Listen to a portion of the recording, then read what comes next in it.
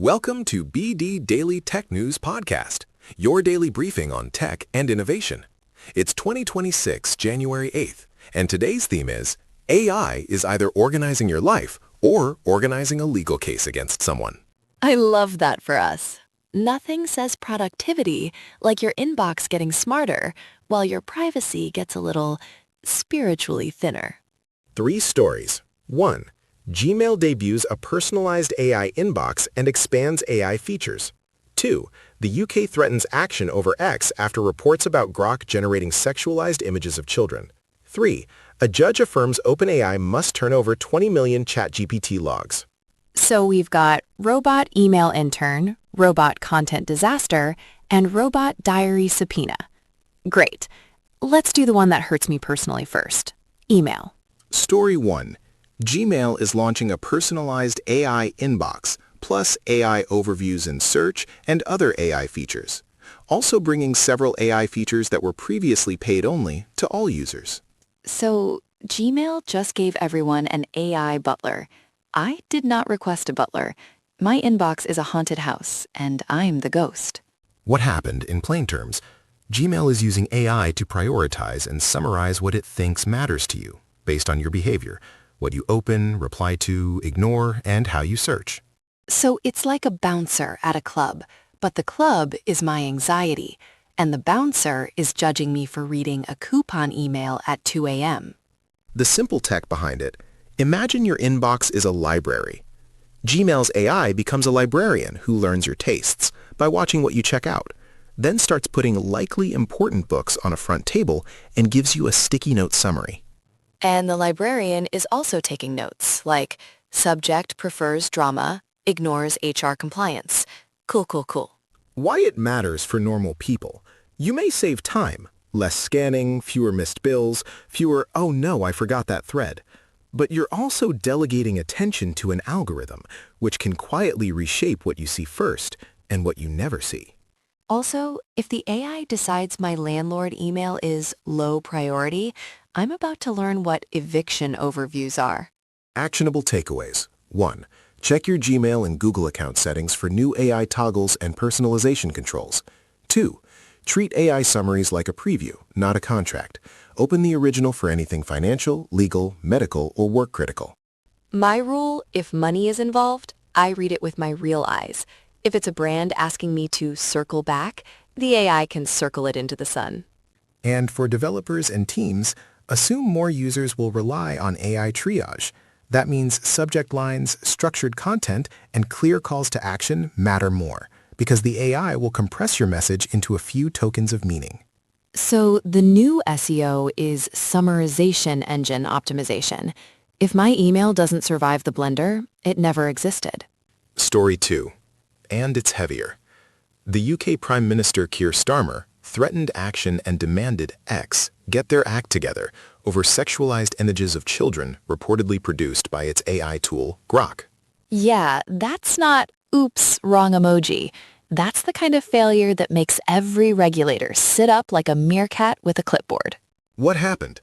Officials are pressuring the platform to respond urgently to harmful AI-generated content. The core issue is that a generative model can produce illegal and abusive material unless guardrails and enforcement are strong and consistently applied. So the product shipped, the safety team blinked, and now the government is like, congrats on your innovation. Here's your consequences. Simple version of the tech. Image generation is like a hyper-powerful autocomplete for pixels.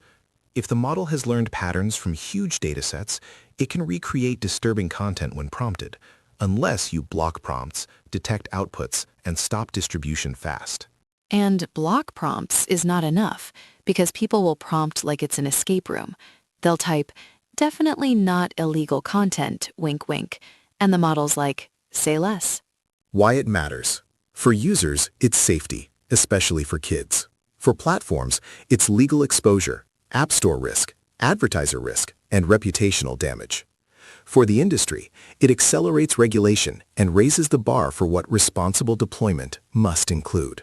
If you keep shipping, move fast and generate crimes, the government will ship you a fine in 4K with next-day delivery.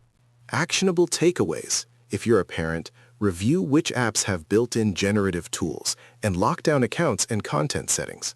If you're building AI products, treat safety as an engineering requirement.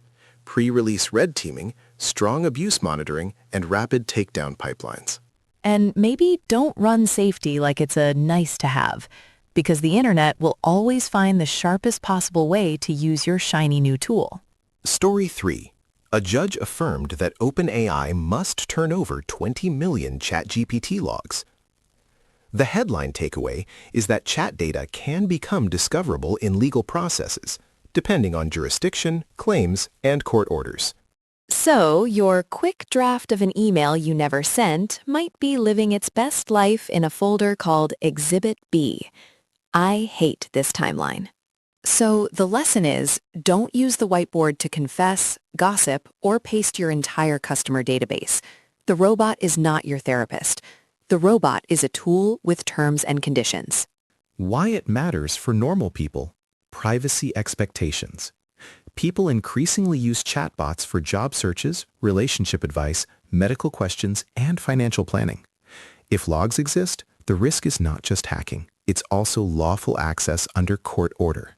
Also, it changes how I feel about, hey, can you rewrite this spicy text? Because now I'm like, for the record, Your Honor, I was being silly. Actionable takeaways. 1. Don't paste secrets, API keys, passwords, customer PII, unreleased financials into consumer chat tools. 2. If you're at a company, set an AI usage policy with examples and prefer enterprise offerings with clearer retention controls where possible. And 3, if you're gonna overshare, do it the old-fashioned way, in your group chat, where it's only screenshotable by your enemies. Kidding, mostly. Quick recap. Gmail's AI inbox could save time, but changes what gets attention. X faces UK pressure over Grok-related harmful content, spotlighting safety and enforcement. And OpenAI's logs order is a reminder. Prompts can be records, not whispers. Today's self-improvement tip is make your tools boring. Boring tools don't generate scandals or get subpoenaed. Boring tools just do spreadsheets. Respect. If you learned something, subscribe and share the episode. And comment, which AI feature do you actually want in your daily apps?